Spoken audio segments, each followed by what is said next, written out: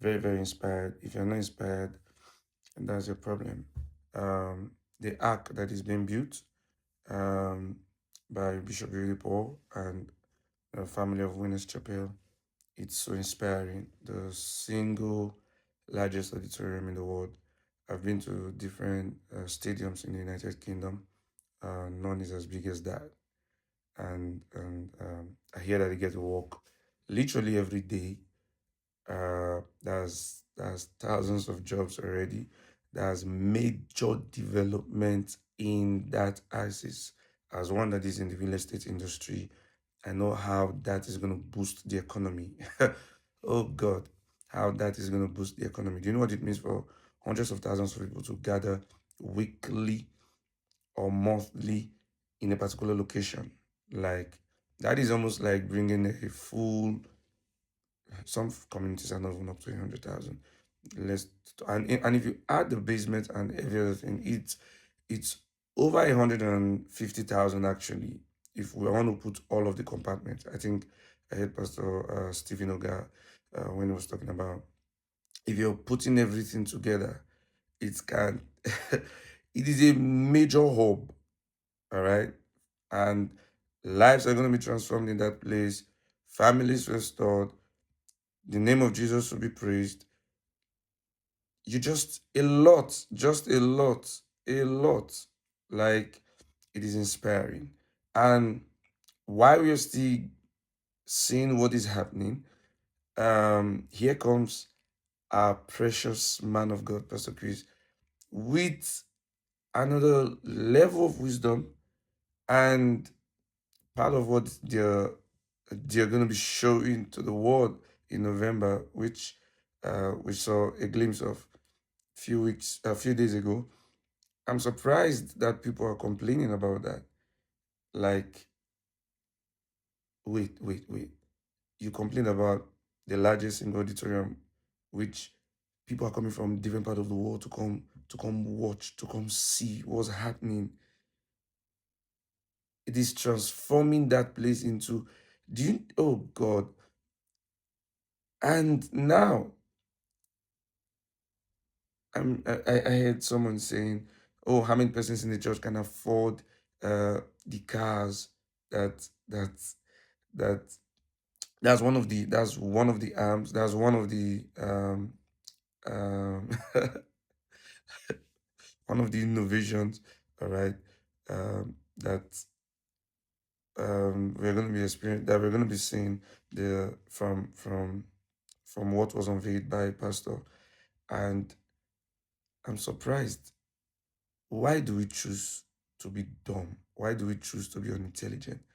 How many persons can afford? Wait, you complained that there was no industry. Now, Pastor is bringing so much into the society, into, and instead of us to be excited, the question now is, wait. Let me ask you, how many people outside the church, you're too familiar with the church. That's why you talk nonsense a lot of times. You're very, you're too familiar with it. And it's very bad for you. It's so bad for you. All right. How many persons outside the church can afford a Benz? How many persons outside the church can afford um Lexus? As common as Lexus is, how many persons outside the church can how many persons can you count that are driving the latest Lexus outside? I'm not, because once it is a church person, you are complaining. Papa built a school that we are having some of the best equipment. You cannot compare Covenant University with a lot of other government owned university. The only problem you have with that is the fee. If you cannot afford this, then go for the one that you can afford. I went to government schools almost all my life. My parents could not afford that. So they had to take me to schools that they could afford. My siblings went to private schools, and in university went to government schools. Go to where you can afford, and don't. It is so pathetic. No, no, no. Then now coming back, do you know how many persons are on scholarship? Thousands of persons are on scholarship because of Bishop Oyedepo. Do you know how many persons are on scholarship because of Bishop Oyedepo? Now let's leave that. Do you know how many schools Pastor Chris has built free of charge? Free of charge. As at now, if I'm not mistaken, they have 23 free schools. 23 free schools. And you know what is mind blowing? What is mind blowing in this is that the 23 free schools, they don't just uh, um, um, teach and they let the students go like that. No, for the students that they took from the street, from those that they don't have accommodations, they built houses for them. They literally built houses for them. Your problem is that you just hate the church and you hate especially those that the Lord has blessed. That's what your problem is actually. Why did you not talk about the schools that they've built for free? The people that they give scholarship for free. The people who give scholarship on Sunday, how many of you are reposting it and talking about it? People took from their own money and paid school fees for other people. We do this literally every year.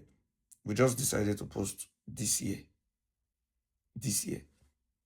But you'll not talk about it. But thank God there are some other folks that they'll be inspired to do.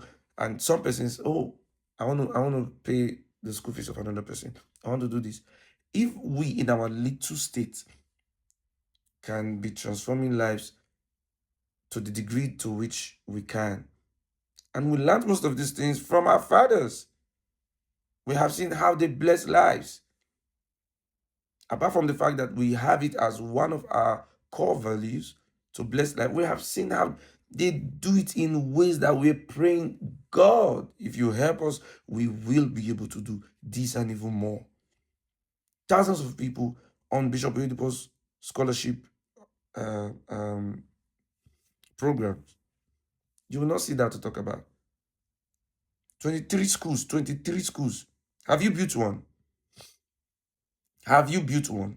How many people are on scholarship based on your finance? You know how many children I pay their school fees? And we'll not come outside to now be we posted that. So some of the things that church even get to do, people can see. It's not all the time people will be insulting church and Christians don't have things to talk about or things to there are people doing lots of good that they don't need your validation. They don't need your validation. Your validation is useless, actually. All right? We post it because we want to post it. If you like it, that's your business. If you don't like it, that's your business. But an industry that you should be excited about. Wow, this is innovation at another level. This is going to be job employment for thousands of people. This is no. You complain that there's no industry. Now there's an industry. You're still complaining. You just hate the church. You just hate the church. You just hate the church, and you better be careful because Jesus said, "I will build my church, and the gate of hell will not prevail against it." All right. So don't set yourself as the gate of hell. All right. Don't set yourself as the gate of hell. Celebrate. Do you know how many believers have that are in industries that through their businesses, through their various industries, they've been able to bless lives, give people jobs. So celebrate those that are doing it. And Apostle Iman, he feeds people literally every week. You know how many people are on his scholarship? You know how many people are on his scholarship? Many young ministers that I know, some of them I don't have a personal relationship with them, but do you know how many people that they're sending to schools? Do you know how many people that they are paid? So let's talk about the good also. It's not only they don't have love, they don't have this, they don't care. Blah, blah, blah, blah, blah. Talk about the good things that you're seeing. Kudos to Christ Embassy. Kudos to our man of God, because this is grace on another level, and this is wisdom on another level.